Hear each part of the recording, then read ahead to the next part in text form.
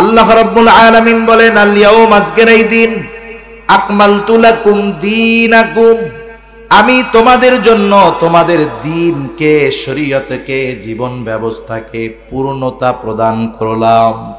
বলেন তো, অতীতে কোন নবীর ব্যাপারে এই রকম ঘোষণা আল্লাহ তাআলা দিয়েছেন নাকি? দেয় নাই।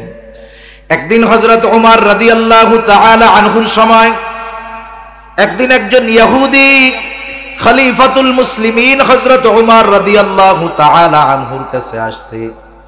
আসার পরে বলে, খলিফাতুল মুসলিমিন, আপনাদের কোরআনে এমন একটা আয়াত আছে, যেই আয়াতটা আপনারা তিলাওয়াত করেন, ওই আয়াতটা যদি মুসা নবীর উপরে নাজিল হতো, ওই দিনটাকে আমরা ঈদের দিন বানায় ফেলতাম। এইবার খলিফাতুল মুসলিমিন হযরত ওমর রাদিয়াল্লাহু তাআলা আনহু জিজ্ঞাসা করলেন, সেই আয়াতটা কোন আয়াত? এইবার ইহুদি বলতেছে, আয়াতটা হলো আল ইয়াউমা আকমালতু লাকুম দীনাকুম। এই আয়াতটা আপনাদের নবীর উপরে নাজিল হয়েছে, আপনাদের কোরআনে আছে। এই আয়াতটা যদি মুসা নবীর উপরে নাজিল হইতো, যেই দিন নাজিল হতো, ওই দিনটাকে আমরা ঈদের দিন বানায় নিতাম। ওয়া ইলা আদিন আখাহুম হুদা قال يا قوم اعبدوا الله ما لكم من إله غيره। আল্লাহ রাব্বুল আলামিন বলেন, আমি আদ গোত্রের জন্য তাদের ভাই হুদকে নবী হিসাবে প্রেরণ করলাম। তার মানে হযরত হুদ আলাইহিস সালাম আদ গোত্রের জন্য নবী। ওনার নবুয়তির এরিয়া হলো ওনার ওই গোত্রের ভিতর। এরপরে আল্লাহ তাআলা আরেক জায়গায় বলেন, ওয়া ইলা সামুদ আখাহুম সালিহা। আল্লাহ রাব্বুল আলামিন বলেন, আমি সালেহ আলাইহিস সালামকে সামুদ গোত্রের জন্য নবী হিসাবে প্রেরণ করলাম। ওয়া ইলা মাদিয়ানা আখাহুম শুআইবা। আল্লাহ রাব্বুল আলামিন বলেন, আমি শুআইব আলাইহিস সালামকে মাদিয়ানবাসীর জন্য নবী হিসাবে প্রেরণ করলাম। শুধু তাই না, জলিলুল কদর পয়গম্বর হযরত মুসা আলাইহিস সালাম, কোরআনুল কারীমের মধ্যে ওনার নামটা সবচাইতে বেশিবার আসছে, ওনার আলোচনা বেশিবার আসছে। কেমন মর্যাদাবান নবী তিনি! আল্লাহ তাআলার সাথে সরাসরি কথা বলতেন। আল্লাহ তাআলা বলেন, ওয়া কাল্লামাল্লাহু মুসা তাকলিমা। হযরত মুসা আলাইহিস সালাম আল্লাহ তাআলার সাথে সরাসরি কথা বলতেন। কোরআনুল কারীমে ওনার আলোচনা সবচাইতে বেশি আসছে। এরপরেও তিনি কিন্তু গোটা বিশ্বজাহান, সমগ্র সৃষ্টির জন্য নবী নয়, উনি ছিলেন বনি ইসরাইলদের নবী। এরপরে দেখেন হযরত আদম আলাইহিস সালাম, তিনি আমাদের পিতা, মানব জাতির পিতা, কিন্তু সমগ্র মানব জাতির জন্য তিনি কিন্তু নবী নন। আদম আলাইহিস সালাম আমাদের কি পিতা, আদি পিতা। আমাদের আদি পিতা আদম আলাইহিস সালাম। আর যারা বলে আমরা বানর থেকে আসছি, ওরা বানরের বাচ্চা হইতে পারে, ঠিক কিনা বলুন? কিন্তু আমাদের আদি পিতা আদম আলাইহিস সালাম। আর আমাদের সৃষ্টির মূল হলো মাটি। আদম আলাইহিস সালাম আমাদের আদি পিতা, কিন্তু তিনি সমগ্র মুসলিমের জন্য, সমগ্র মানুষের জন্য, সমগ্র বিশ্ববাসীর জন্য তিনি কিন্তু নবী নন। জলিলুল কদর পয়গম্বর হযরত ইব্রাহিম আলাইহিস সালাম, আল্লাহ তাআলা নবী ইব্রাহিম আলাইহিস সালামের ব্যাপারে বলেন, মিল্লাতা আবিকুম ইব্রাহিম হুয়া সাম্মাকুমুল মুসলিমিন। ইব্রাহিম আলাইহিস সালাম মুসলিম মিল্লাতের পিতা, মুসলিম মিল্লাতের পিতা। তিনি তোমাদের নাম রেখেছেন মুসলিম। তিনি কিন্তু সমগ্র মুসলিম মিল্লাতেরও নবী না, মুসলিম মিল্লাতের পিতা, তবে নবী নয়।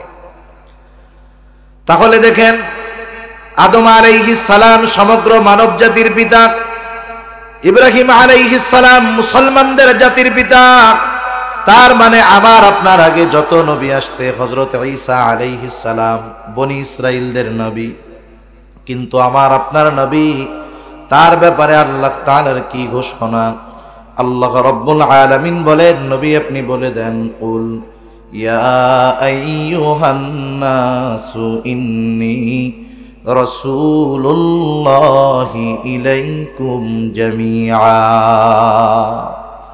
নবী আপনি বলে দেন, ইয়া আইয়ুহান নাস, হে মানব সম্প্রদায়, ইন্নী রাসূলুল্লাহি ইলাইকুম জামিআ, আমি তোমাদের সকলের নিকটে রাসূল হিসাবে প্রেরিত হয়েছি। এই জন্য আমার আপনার নবী হলেন সব সৃষ্টির জন্য নবী, সব মানুষের জন্য নবী, সব গোত্রের জন্য নবী, সকল বর্ণের মানুষের জন্য নবী। শুধু তাই না, আমার আপনার নবীর নবুয়তির পরিব্যাপ্তি কত দূর। প্রত্যেকটা নবী যে যেই গোত্রের নবী, তার নবুয়তের পরিব্যাপ্তি তত দূর, কিন্তু আমার আপনার নবীর নবুয়তির পরিব্যাপ্তি কত দূর। আমরা যখন নামাজ পড়ি, নামাজ ইমামের পেছনে যখন পড়ি, ইমামের কেরাত, মুসল্লির কেরাত, মসজিদে যখন নামাজ পড়ি, ইমাম সাহেব সূরা ফাতিহা পড়েন কি পড়েন না? আবার আমরা যখন একা পড়ি, সুন্নাত নফল বিতির, আমরাও কি সূরা ফাতিহা পড়ি কি পড়ি না? প্রত্যেক নামাজের প্রতি রাকাতে জামাআতে পড়লে ইমাম সাহেব পড়েন, একাকি পড়লে আমরা পড়ি। আমরা প্রত্যেক নামাজেই বলি আলহামদুলিল্লাহি রাব্বিল আলামিন। আমরা বলি সকল প্রশংসা আল্লাহর জন্য। তিনি কে? তিনি হলেন রব্বুল আলামিন, জগৎ সমূহের রব। জগৎ একটা নয়, আলম একটা নয়, অনেকগুলো। এই জন্য আল্লাহ তাআলা বলেন তিনি হলেন রব্বুল আলামিন, গোটা জগৎ সমূহের রব। ওই রব্বুল আলামিন আবার ঘোষণা দিচ্ছে আমার আপনার নবীর ব্যাপারে।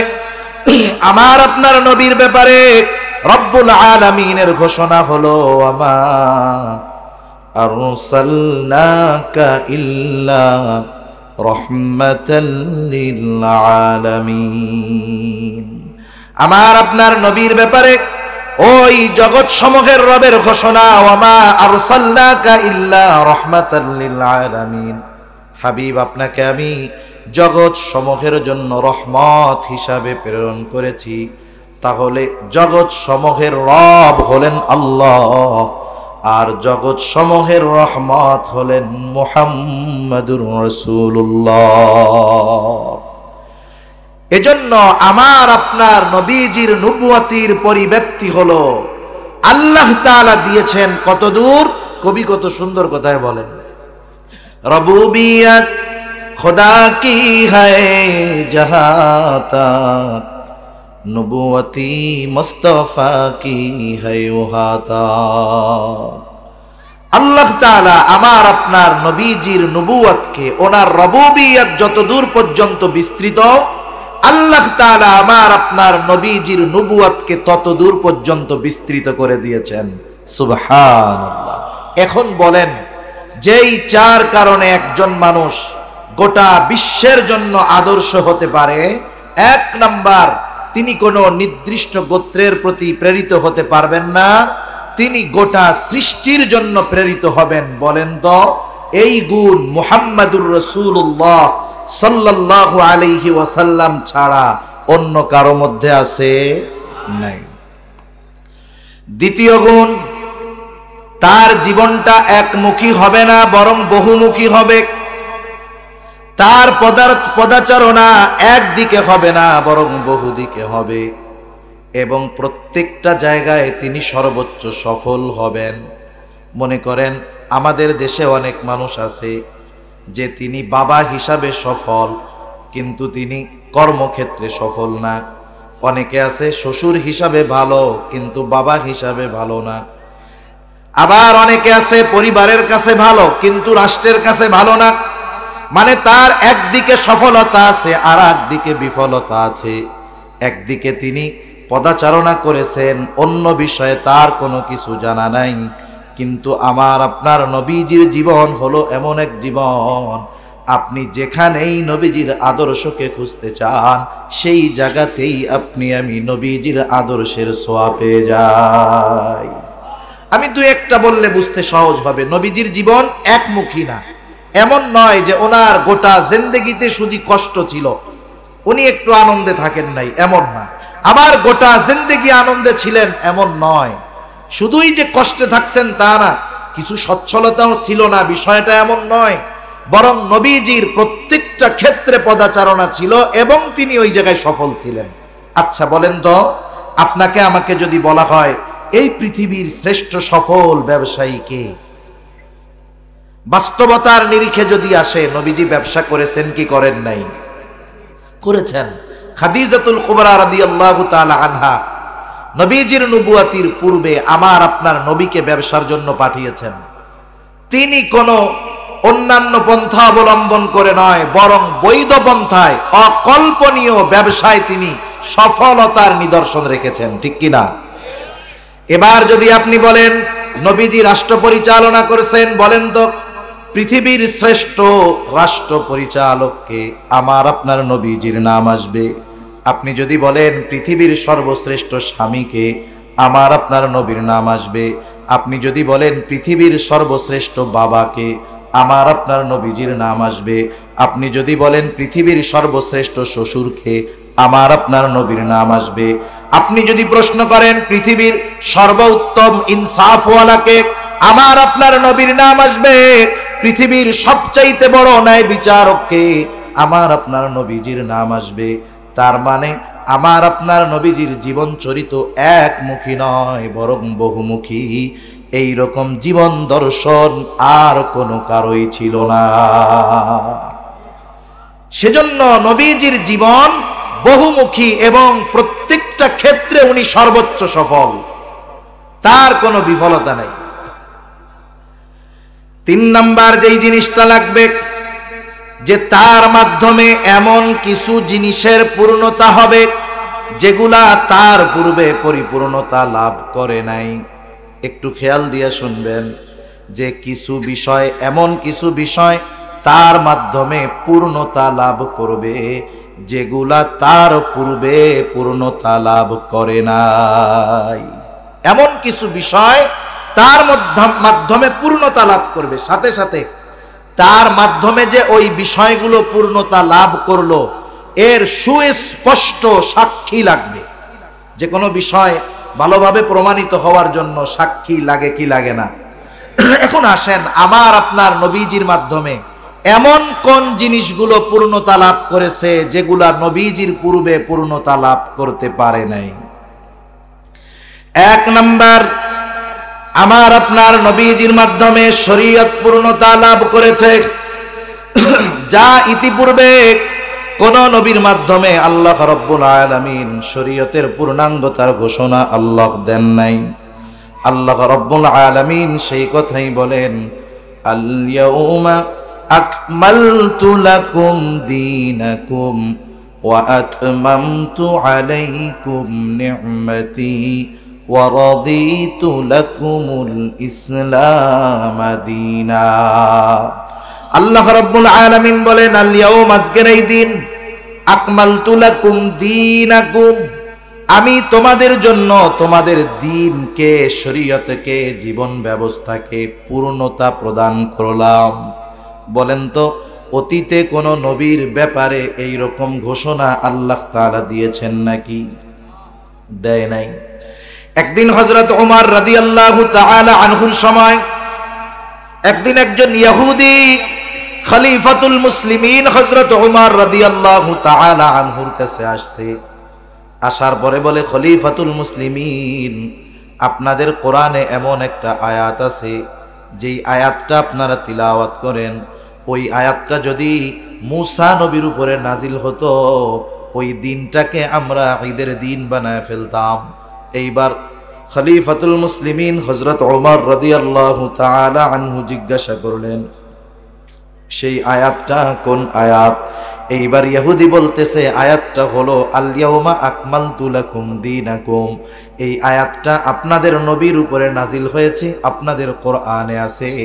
এই আয়াতটা যদি মুসা নবীর উপরে নাজিল হইতো, যেই দিন নাজিল হতো ওই দিনটাকে আমরা ঈদের দিন বানায় নিতাম। তাহলে দিন, জীবন ব্যবস্থা, শরীয়ত, জীবন কেমনে চালাবো, জীবনের প্রত্যেকটা ক্ষেত্রে আমাদের কি করণীয় কি বর্জনীয়, এই বিষয়ে পরিপূর্ণ দিক নির্দেশনা কোরআন সুন্নাহর আলোকে আছে না নাই? এটা অতীতের কোন নবীর ব্যাপারে হয় নাই, এটা আমার আপনার নবীর মাধ্যমে আল্লাহ রাব্বুল আলামিন এই মুসলমানদের জীবন ব্যবস্থা, শরীয়তের পূর্ণতা আল্লাহ তাআলা প্রদান করেছেন। তাহলে নবীজির মাধ্যমে যেই বিষয়গুলো পূর্ণতা লাভ করেছে, এক নাম্বার হলো শরীয়ত। কি বলেন? জীবন ব্যবস্থা। কি বলেন? জীবন ব্যবস্থা।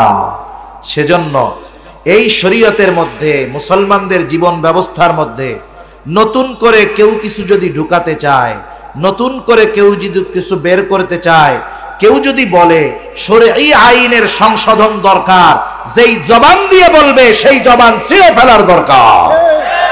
কারণ এটা পূর্ণাঙ্গ, এটা কখনো পুরাতন হবে না। শরীয়ত পরিপূর্ণ, এটা সংশোধন, পরিবর্তন, পরিবর্ধনের প্রয়োজন হবে না। এটা আল্লাহর রাসূল সাল্লাল্লাহু আলাইহি ওয়াসাল্লামের মাধ্যমে আল্লাহ তাআলা পূর্ণতা প্রদান করেছেন। কিয়ামত পর্যন্ত এখান থেকে এক চুল পরিবর্তন, পরিবর্ধন করার কোনো সুযোগ নাই। তাহলে এক নাম্বার, নবীজির মাধ্যমে আল্লাহ তাআলা শরীয়ত তথা আমাদের জীবন ব্যবস্থার পূর্ণতা প্রদান করেছেন। দুই নাম্বার, আল্লাহ তাআলা এর পরেই বলতেছেন ওয়া আতমামতু আলাইকুম নি'মাতি, আমি তোমাদের জন্য আমার নেয়ামত সমূহকে পরিপূর্ণ করে দিলাম। তার মানে আমার আপনার নবীর মাধ্যমে আল্লাহ রাব্বুল আলামিন শরীয়তকে পূর্ণতা প্রদান করেছে। দুই নাম্বার, নেয়ামতকে আল্লাহ তাআলা পূর্ণতা প্রদান করেছে। তিন নাম্বার, আমার আপনার নবীজির মাধ্যমে আল্লাহ রাব্বুল আলামিন উত্তম আখলাকের পরিপূর্ণতা প্রদান করেছে। সব চরিত্র কত কিছু হতে পারে, কত কি হতে পারে, সব কিছুর পূর্বের মাধ্যমে পূর্ণ করেছেন। মানে ভালো কিছু হওয়ার নতুন কিছু আর নাই। যত ভালো আছে, যত ভালো কর্ম আছে, সব নবীজির মাধ্যমে আল্লাহ তাআলা পূর্ণতা করে দিয়েছেন। আমার আপনার নবীজির আগে যত নবী দুনিয়ায় আসছে সকলে উত্তম চরিত্রওয়ালা, কোনো সন্দেহ নাই। কিন্তু আমার আপনার নবী শুধু উত্তম চরিত্রওয়ালা, বিষয়টা এমন নয়, বরং আমার আপনার নবীজি হলেন উত্তম চরিত্রে পরিপূর্ণতা প্রদান করনেওয়ালা। দুনিয়ার মানুষের চারিত্রিক সার্টিফিকেট আনার জন্য অনেক সময় মেম্বার, চেয়ারম্যান, কাউন্সিলর, মেয়রের কাছে যাওয়া লাগে কি লাগে না? অনেক সময় দেখা যায় এলাকার সবচাইতে বড় বুজুর্গর চারিত্রিক সনদে, সার্টিফিকেটে সই করতেছে ওই এলাকার সবচাইতে বড় চোর। হয় কি হয় না বলেন না? হয়তো। কিন্তু আমার আপনার নবীজির চারিত্রিক সনদ দুনিয়ার কেউ দেন নাই, দিয়েছেন কে? জোরে বলেন কে? আল্লাহ দিয়েছেন।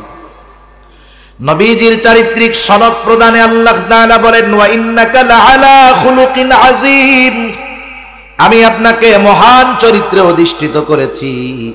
নবীজির চরিত্র এমন চরিত্র, শুধু তাই না, নবীজি সাল্লাল্লাহু আলাইহি ওয়াসাল্লাম নিজেও বলেন ইন্নামা বুইসতু লিউতাম্মিমা মাকারিমাল আখলাক, উত্তম চরিত্রে পরিপূর্ণতা প্রদানার্থে আমাকে প্রেরণ করা হয়েছে।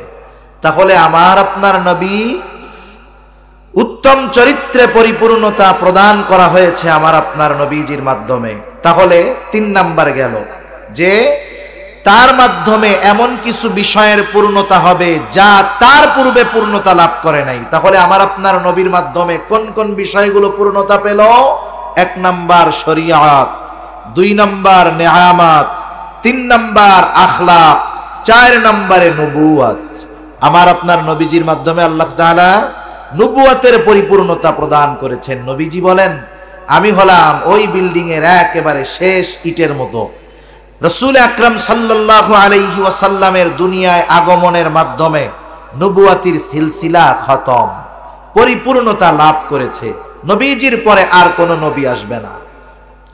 আল্লাহ রাব্বুল আলামিন বলেন, মা কানা মুহাম্মাদুন আবা আহাদিম মির রিজালিকুম ওয়ালাকির রাসূলুল্লাহ ওয়া খাতামান নাবিয়্যিন। আল্লাহ তাআলা বলেন, মা কানা মুহাম্মাদুন আবা আহাদিম মির রিজালিকুম, মুহাম্মদ সাল্লাল্লাহু আলাইহি ওয়াসাল্লাম তোমাদের কোন পুরুষের পিতা নন, তিনি কে? ওয়ালাকির রাসূলুল্লাহ ওয়া খাতামান নাবিয়্যিন, তিনি হলেন আল্লাহর প্রেরিত রাসূল এবং শেষ নবী।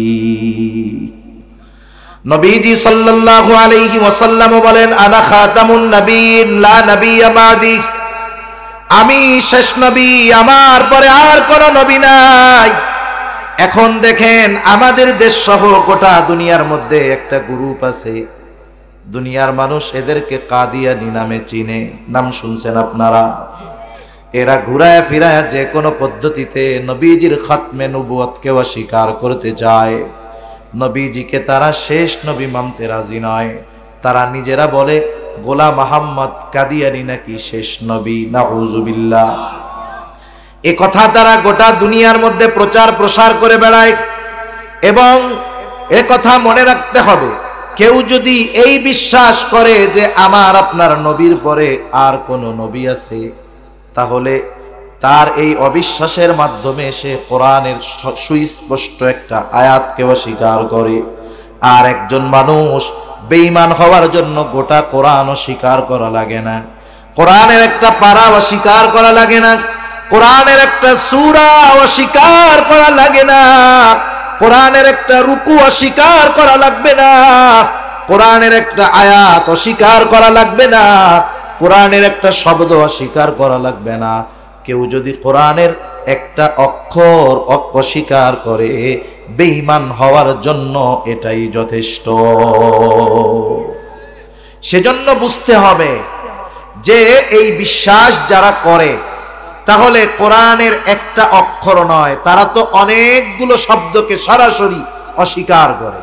এখন বলেন, যারা কোরআনের এই শব্দগুলোকে অবিশ্বাস করে, অস্বীকার করে, কিছু জিনিস আছে যেগুলো মুখ দিয়ে বলা লাগে না, তার কর্ম, তার বিশ্বাস আরেকটা বিষয়কে অস্বীকার করার জন্য প্রমাণ হিসাবে দাঁড় করানো যায়। যেমন মনে করেন, ওরা যদি বলে যে আমরা নবীজিকে শেষ নবী বলে অস্বীকার করি না, তবে গোলাম মুহাম্মদও নবী। নবীজিকে শেষ নবী কিন্তু অস্বীকার করে নাই, কিন্তু তবে গোলাম মুহাম্মদও নবী। বলেন তো, এ কথা বলার দ্বারা নবীজির খাতমে নবুয়তকে অস্বীকার করার বাকি থাকে কোনো কিছু? কোনো কিছুই বাকি থাকে না।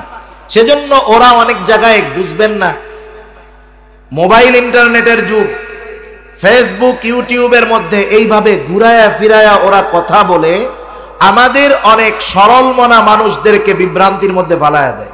অনেকে বোঝে না, ওদের এই কথাগুলো শোনে, মায়ের পেস্ত কথা আর বোঝে না, এসে বলে হুজুর কি বলেন, আমি তো ওদের একটা লেকচার শুনলাম, তা ওরা তো নবীজিকে অস্বীকার করে নাই। ওরা কি বলছে? যে আমরাও মানি নবীজি শেষ নবী, তবে গোলাম মুহাম্মদ কাদিয়ানীও নবী। এখন বলেন, ওরা তো বলে নাই যে নবীজি শেষ নবী না।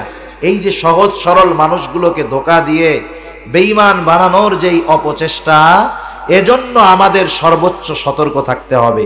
এই কারণেই যেহেতু খতমে নবুয়তকে যারা অস্বীকার করে এরা বেঈমান, এজন্যই আমাদের দেশের উলামায়ে কেরাম কাদিয়ানীদেরকে দেশ থেকে বের করে দেওয়ার কথা কখনো আমাদের কোনো আলেম বলেন নাই। কোনো আলেম এ কথা বলেন নাই যে কাদিয়ানীদের উপরে তোমরা হামলে পড়ো, এ কথা বলেন নাই। এখন তাহলে বলতে পারেন, হুজুর তাইলে তারা তাদের জায়গায় থাক, আমরা আমাদের জায়গায় থাকি। আমরাও বলি থাক, তবে সমস্যাটা কোথায়? ওরা খতমে নবুয়তকে অস্বীকার করার পরেও নিজেদেরকে মুসলমান দাবি করে। এখন বলেন, বেঈমান হওয়ার জন্য কোরআনের একটা শব্দ অস্বীকার করার দরকার নাই, একটা অক্ষর অবিশ্বাস করলেই তো বেঈমান, ঠিক কিনা বলেন? তাহলে যেখানে সুস্পষ্ট আল্লাহ তাআলার বক্তব্যের বিরোধিতা করতেছে, সেখানে এই দেশে, এই সমাজে মুসলিম পরিচয়ে তারা বসবাস করতে পারবে না। এজন্যই উলামায়ে কেরাম বলতেছে, এদেশে তারা থাকবে, আমরা বাহির করে দিব না। রাষ্ট্রীয় সুযোগ সুবিধা গ্রহণ করবে, অসুবিধা নাই। নাগরিক সুযোগ সুবিধা গ্রহণ করবে, কোনো অসুবিধা নাই। বলেন তো আমাদের দেশে শুধু কি মুসলমান না অন্য ধর্মের লোকরাও আছে? নাগরিক সুবিধা, রাষ্ট্রীয় সুবিধা শুধু কি মুসলমানেরা গ্রহণ করে, পায়, নাকি সকলেই পায়? তারাও পাবে, কিন্তু পাবে কখন?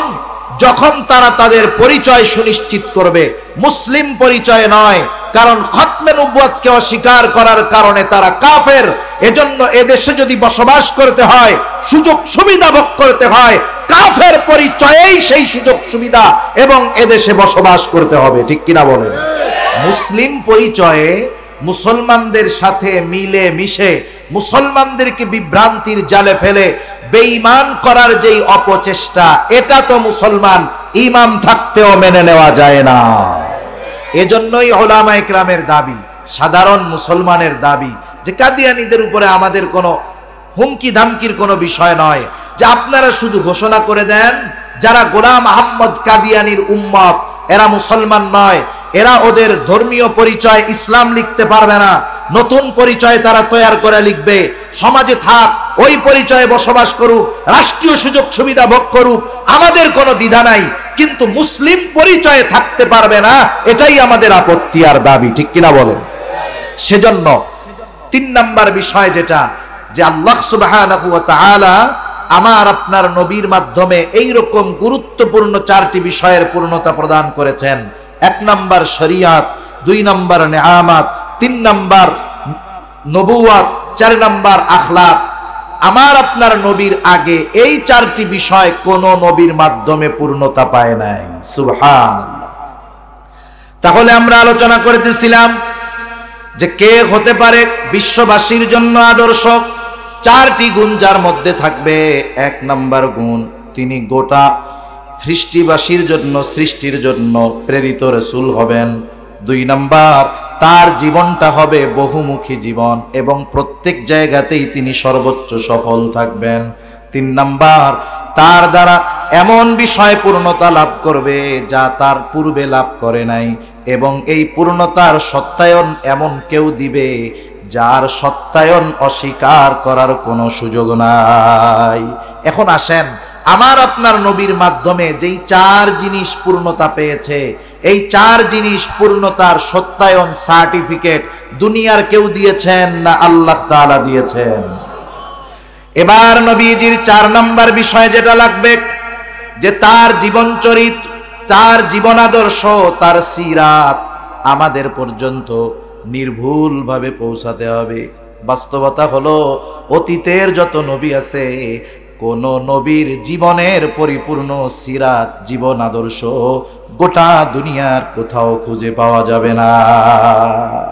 যারা দুনিয়াতে নিজেদেরকে ঈসা আলাইহিস সালামের অনুসারী বলে দাবি করে, আপনি যদি তাদের কাছে যান যে তোমাদের ঈসা নবীর জীবনীটা একটু দাও তো, দেখাতে পারবে?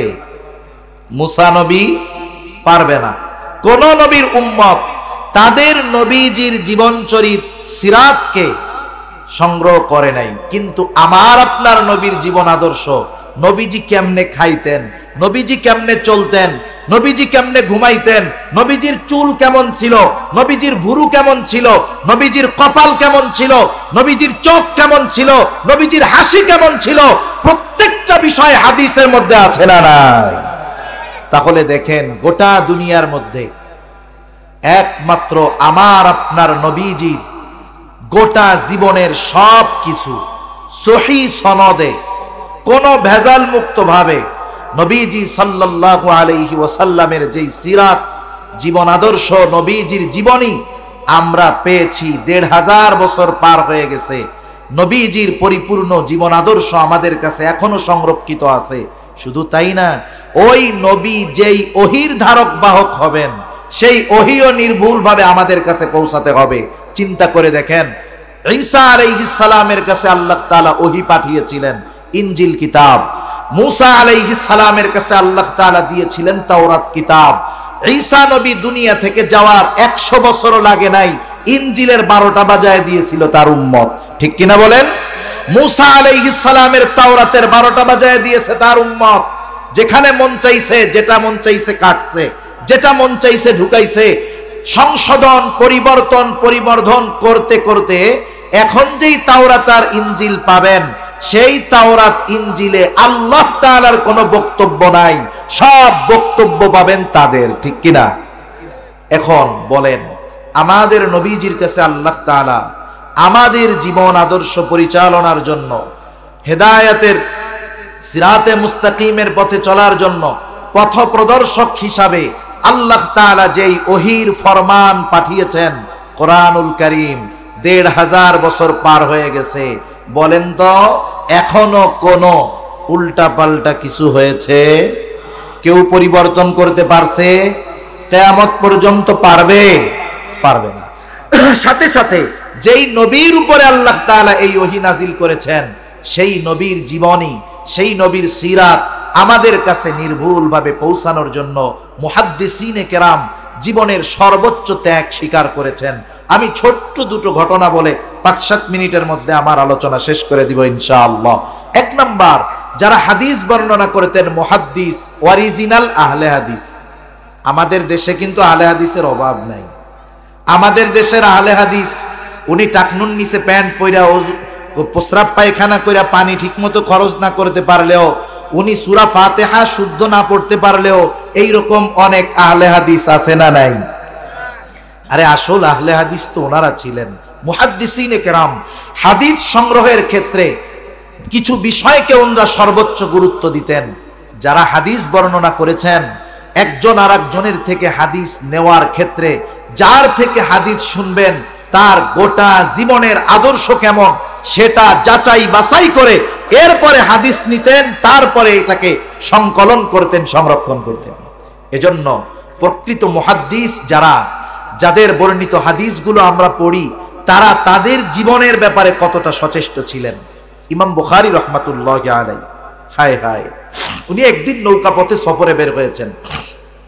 একটা প্রবাদ আছে ইংরেজিতে, money is lost, nothing is lost, health is lost, something is lost, but character is lost, everything is lost. উনরা ওনাদের চারিত্রিক বিষয়ে কতটা সতর্ক এবং সচেষ্ট থাকতেন যে নিজের দ্বারা কোনো অপরাধ সংগঠিত হোক এটা তো তারা চাইতেনই না, বরং কেউ মিথ্যা কোনো বিষয়ে ওনাদের উপরে অভিযোগ দেওয়ার সুযোগ পাক এটাও ওনারা দিতেন না। একটা তো নিজে পরিশুদ্ধ আছেন, সাথে সাথে অনেক সময় অনেকে সুযোগ পাইলে ভালো মানুষের বিরুদ্ধে অপবাদ দেয় কি দেয় না?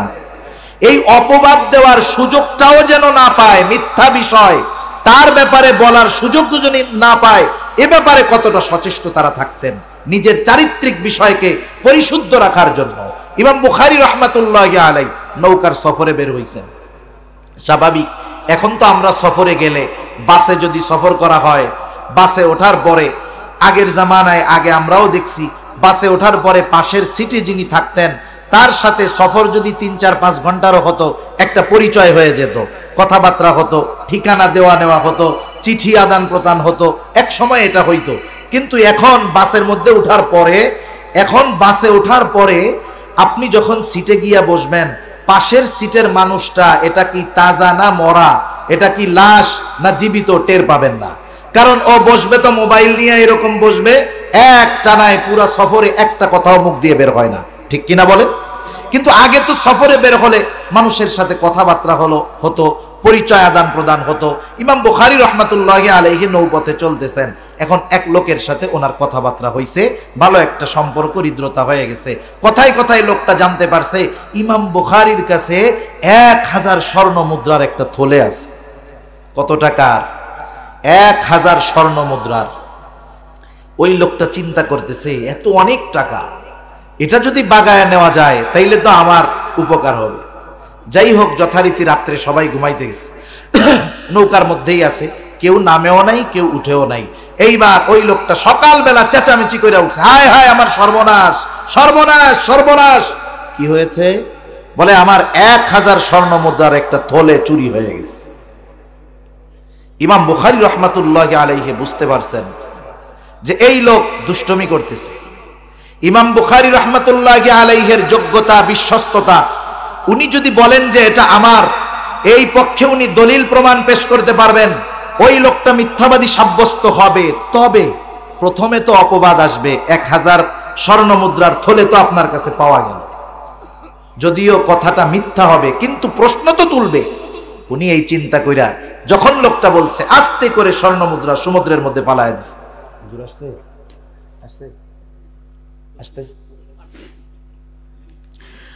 উনি এইবার ওই স্বর্ণ মুদ্রাটা 1000 স্বর্ণ মুদ্রার থলে সমুদ্রের মধ্যে ফালায় দিছে। স্বাভাবিক কি হয়, যখন আগে ছোটবেলায় অনেক সময় প্রতিষ্ঠানের মধ্যে বাচ্চারা দুষ্টু লোক আছে কিছু, এরা চুরি টুরি করতো, এবার দরজা আটকায় সবাই ট্রাঙ্ক বেডিং খোঁজা হইতো। যেহেতু নৌকার মধ্যে থেকে কেউ নামে নাই, নতুন করে কেউ উঠে নাই, তার মানে চুরি যদি হয়ে থাকে চুরির মাল নৌকাতেই আছে। এবার খোঁজা হইল, 1000 স্বর্ণ মুদ্রা পাওয়া গেল না। লোকজন তাকে তিরস্কার করতেছে, ধর্মিয়া তুমি শুধু শুধু মানুষকে হয়রান করছো, এই সেই বইলা টইলা। এখন নৌকা থেকে যখন দুজনে নামছে, ওই লোকটা ইমাম বুখারীরে গিয়ে প্রশ্ন করতেছে, কি ব্যাপার, সেই 1000 স্বর্ণ মুদ্রার থলেটা গেল কোথায়? চিন্তা করে দেখেন, ইমাম বুখারী রহমাতুল্লাহি আলাইহি শুধু নিজের ব্যাপারে যেন কেউ আঙ্গুল না তুলতে পারে যে আপনি হয়তো টাকাটা নিয়েছেন, এই বিষয়টাও জানি তার চরিত্রের উপরে এতটুকু ছোঁয়াও যেন না লাগে, এজন্য 1000 স্বর্ণ মুদ্রা ফালায়া দিতে উনি দ্বিধাবোধ করেন নাই। এমন ভাবে ওনারা ওনাদের নিজেদের চারিত্রিক বিষয়গুলোকে হেফাজত করছেন। 2 নম্বর, যার থেকে হাদিস নিয়েছেন তার ব্যাপারে কতটা সচেষ্ট থাকছেন। একজন গেছে, একজনের কাছে একটা হাদিস আছে, এটা যত দূর ওই লোকের বাড়ি 1 মাস লাগবে।